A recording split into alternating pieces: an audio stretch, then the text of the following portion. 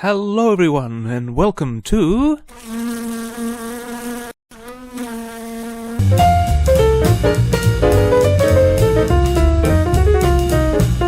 Today I'm going to solve that problem that's been plaguing you all week. Yes, that's right. I'll explain the difference between Assyria and Syria, for there is indeed a difference. Now let's see what it is. Right, so this here is a map of the Middle East in yellow, and there is the modern nation of Syria. It's recently been through quite a serious scrape, but it's still there.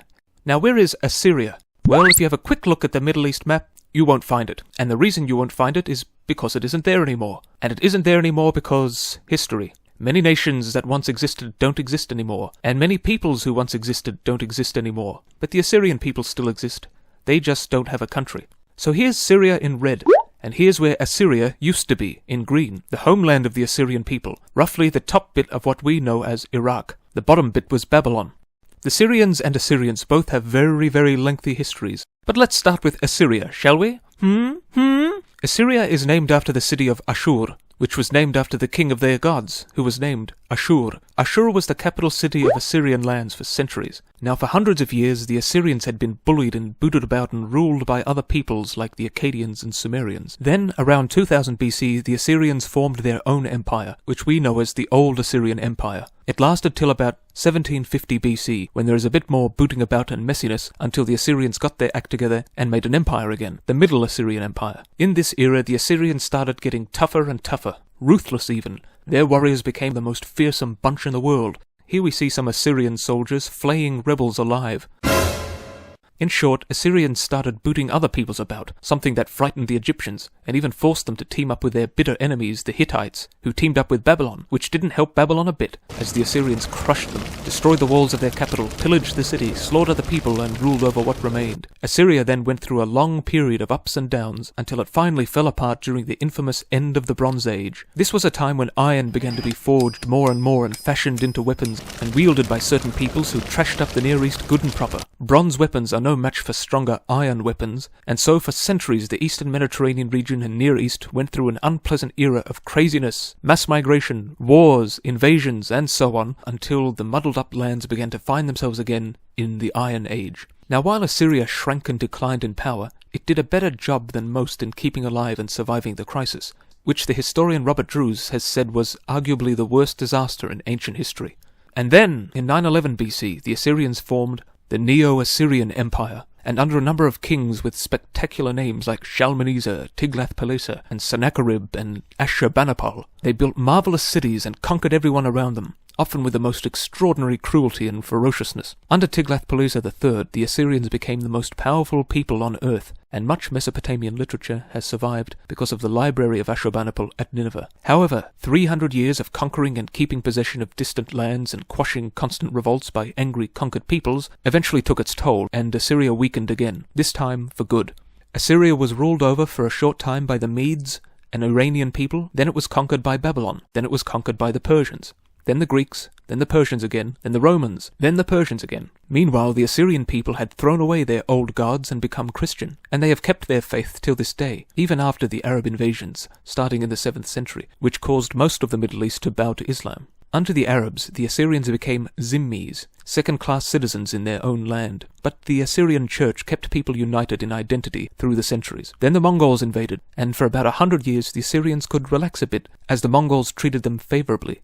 The Mongols instead took great delight in attacking Muslims and Jews, but as the decades rolled by, the Mongol rulers there eventually became Muslim, and the persecution and massacres of Assyrians continued. The Turkic conqueror Timur, who called himself the Sword of Islam, even though he killed millions of Muslims, well, he absolutely hated these Assyrian Christians and determined to wipe them out, and he almost did. In a number of violent campaigns, he destroyed the ancient city of Ashur, demolished churches, and butchered innumerable people. The Assyrians, who once had a notable population,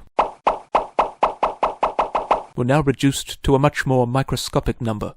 Then the Turks from Central Asia conquered the land. They adopted the pastime of persecuting Assyrian people too, and they did a splendid job of it, like the Diyarbakir massacre of 1895, where 25,000 Assyrians were killed for being Christian. This picture depicts some Kurdish women burning the bodies of dead Assyrians. They believed the Assyrians had swallowed gold jewelry and hoped to retrieve it from their charred remains. Then there was, the Assyrian genocide, where over 10 times that number was slaughtered by the Ottomans. That's right, 250,000 Assyrians killed for nothing.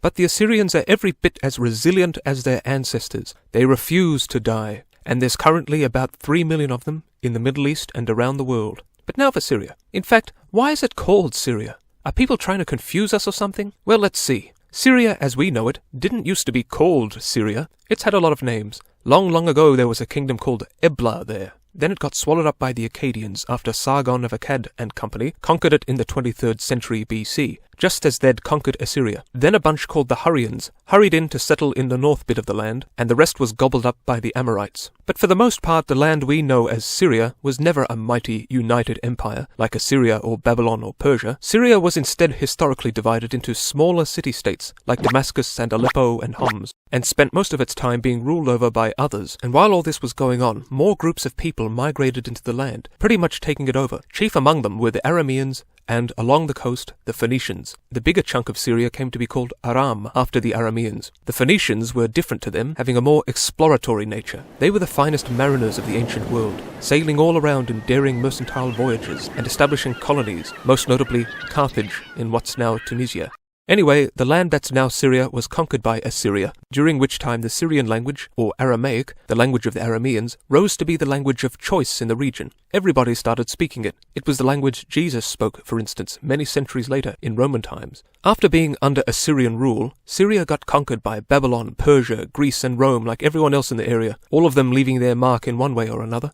It was the Greeks who called the land Syria, which derived from Assyria, simply because to the Greeks all these people were pretty much the same, and they saw no difference between Assyrians and Arameans. So Aram and the land around it became Syria, and it's been that way ever since. Now Syria became a key spot in Christianity, with a major church being located in Antioch. Then the Arabs invaded, and unlike the Assyrian people, the Syrians became Muslim, most of them. The Arabic language took over, and the Greek and Aramaic languages stopped being spoken there. Then the Mongols came along, then the Turks, and the Turks ruled over Syria right up till World War I, when Turkish defeat left the French in control. It was a bit messy, but eventually Syria became its own country in 1946. 2 years later, the nation of Israel was about to be formed, and the Syrians did not want any of that, so they and a bunch of other Arabic-speaking states invaded, and lost. The Syrians were angry and replaced their leader with another leader, who was soon replaced by another leader. This fellow was a dictator who was soon gotten rid of and replaced with another leader. But the Syrian government remained a mangled mess of militarism and nationalism and inefficiency. In 1956, Syria made a deal with Soviet Russia, letting communism creep into the country in exchange for Soviet weaponry. In 1958, Syria joined itself to Egypt. They broke up in 1961 after another coup, which was soon followed by another coup, where the president was overthrown by some folks, who were then overthrown by Hafez al-Assad. This was after Syria had joined Egypt, Jordan, Iraq and Lebanon in another attack on Israel, which they lost again, and where around 2,500 Syrian soldiers were killed. In just 2 days, Israel took 2/3 of the strategically important Golan Heights in Syria, a considerable slice of land. So Assad came to power, and in 1973, Syria tried yet another war against Israel, and again did not succeed. Probably feeling like they needed to beat someone, Syria invaded Lebanon, and occupied it for nearly 30 years. They finally left in 2005. Now the legacy of Assad as a leader is very mixed. He built up the country quite a bit and gave it some stability, though it remained a trouble spot susceptible to Islamist uprisings, food shortages and so on. When he died, his son, Bashar al-Assad, took over. In 2011, the Arab Spring occurred, where a bunch of Arabic-speaking nations decided to revolt and get rid of their leaders. But things went worse than anywhere else for Syria. Numerous factions were soon fighting each other for control of the nation, that daily became more and more devastated. This was the wonderful site of Palmyra. Take a good look, because ISIS has blown a great deal of it to smithereens. Syria is a nation that has never had it easy. After thousands of years of being ruled over by others, it has found it impossible to govern itself. Whose fault this is, and I've heard a lot of convincing accusations, I don't know. All I know is that the people are sick of the chaos and simply want an end to it. Who wouldn't? So now you know the difference between Syria, which is still around, and Assyria, which is no longer around.